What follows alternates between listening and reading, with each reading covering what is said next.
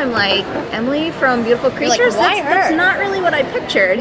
But of course, you're an actress. You got to shed one role and move into the other. But did you hear any of that from fans? Sure, absolutely.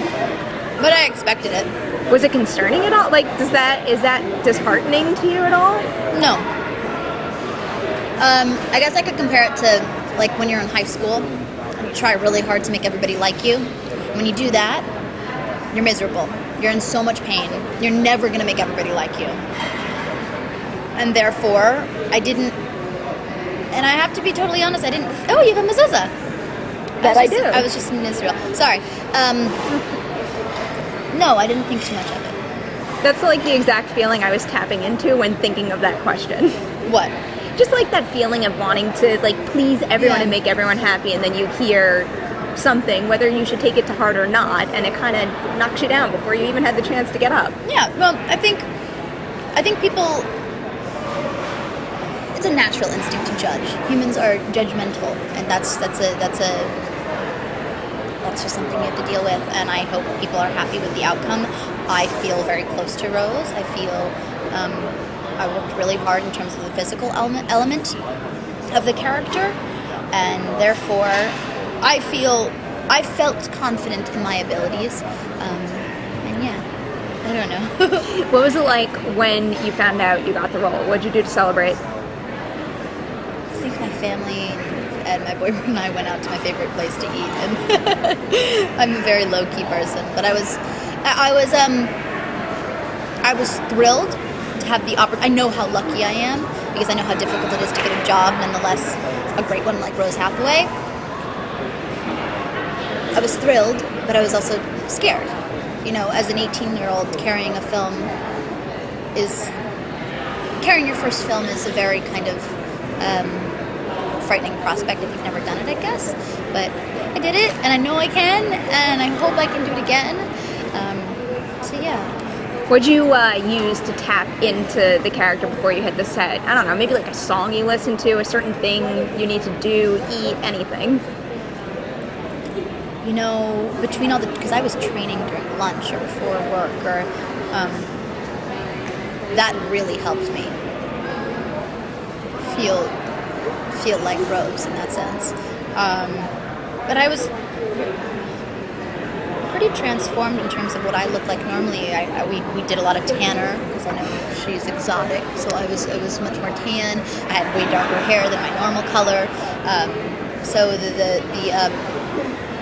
the visual aspect of the character also helped me get into it. But once you're doing it for so long, you start to just get in the rhythm of it, you know, and you start finding yourself. I would find myself, and I am by no means or any of the, you know, whatever, but I would find myself sitting, like slouching and doing these things that Rose would do that I'm normally a little bit more graceful in my real everyday life, and I would find myself doing things that are so very Rose Hathaway.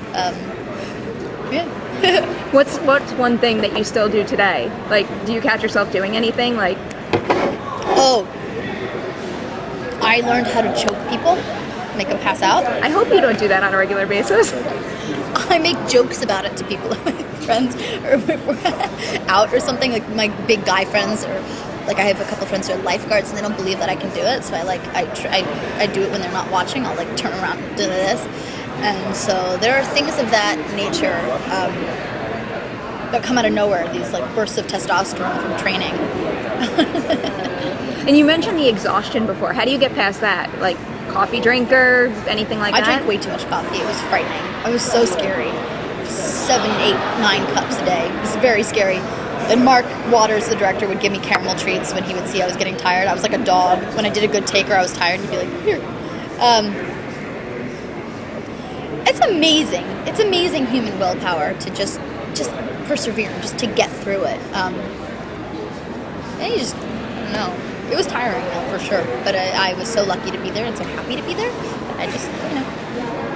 Are there any, like, looks or mannerisms, lines even, that were really tough to hit, that, like, you nailed and there you're were like, some damn, lines I did it? that Dan wrote that I just was like, I can't make this work, and I would tell him that, and he'd go, okay, yeah, you're right, you can't, that's not gonna happen. There were very specific, because both of our sense of humor is very grand and extreme, and there were some things that I just couldn't do, and they would be really collaborative in terms of that. And Is there any one really awkward line that like was really hard to nail on set that stuck with you? people will know this after they see the movie. It's a line, sweet sassy molassie. Can you say that 5 times fast? Sweet sassy molassie, sweet sassy molassie, sweet sassy molassie, sweet sassy molassie, sweet sassy molassie. That is why you're an actress. I'm all for that. Can you tell me a little bit about some of the things you can't really see on set? Like specifically the bond between you and Lissa.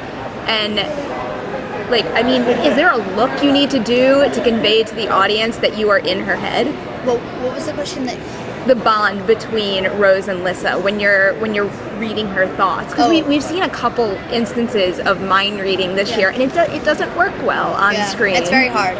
We played with contacts, which didn't work out, and we essentially where it's at now is we shot all the Lissa Vision stuff very close up, and it's kind of like it hits really hard. And in terms of the eyes, there's some CGI that I don't know too much about that Mark has done, but I hear it's very cool. So I'm excited to see that. And what about the vampire biting? Because, like, I mean, it's supposed to be really good. It's a really important part of this world. Is it just, like, this look that you need to nail to sell how wonderful that is? It's Is it painful? Is it orgasmic? Is it sensual? Is it confusing because you know you're not supposed to like it, but you do? It's one of the aspects of why I think people are so enamored by vampires. No, I don't know. It's funny that you asked that. I think everybody had a different approach to that because I think everybody reacts to feeling good in a different way.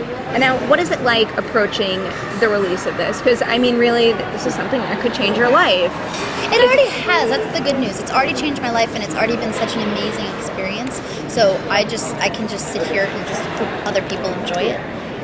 But it's really hard to have any expectation, especially, I did a movie called Beautiful Creatures, and it didn't do very well, which was, of course, disheartening because when people put their heart into something and it doesn't get... It's a very interesting business to be in. People spend years and years on something, and then in one day, all of a sudden, it kind of doesn't matter that much anymore.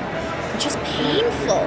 Did doing that create any apprehension here? Like maybe you didn't want to take another chance like that? I think so. I think that was certainly a thought that went through my mind. But there's nothing you can do.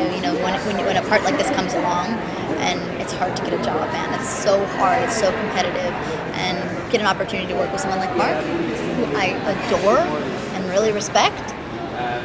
I would be crazy to pass up this opportunity. That'd be mental.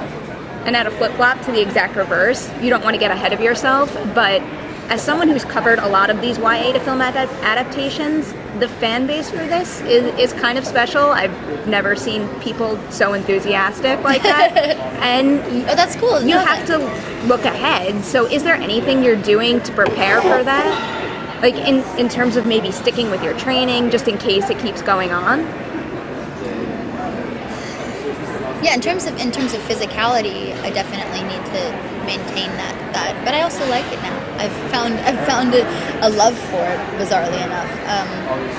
Emotionally preparing for something like that,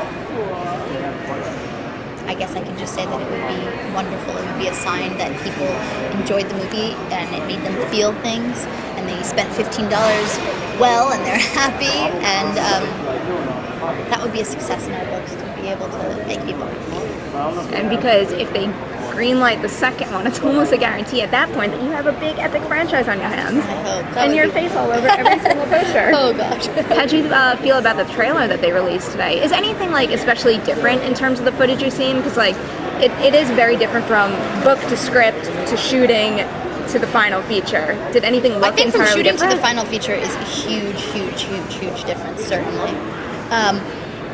So I'm so excited to see the film as a whole, because there's a lot of dynamics and things that you can't necessarily understand until it's all put together.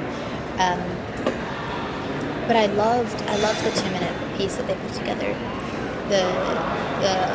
This is a real. I thought it was fantastic. I really enjoyed it. I loved the music. So I hope they release it soon. That song makes anyone look badass. Did you get to take anything home from set, or did they tuck everything away? They were very next harsh home? with my stuff. I tried to get some things, but I got a towel that says St. Vladimir's on it. I stole that. Some sweatpants. Yeah. You have to take something. Not that I'm bitter or anything. If you could walk the convention center floor dressed as anything as you wanted, what would it be? My mother in Back to the Future. Because people would be like, wait. I look I love that. and I have the prom dress, so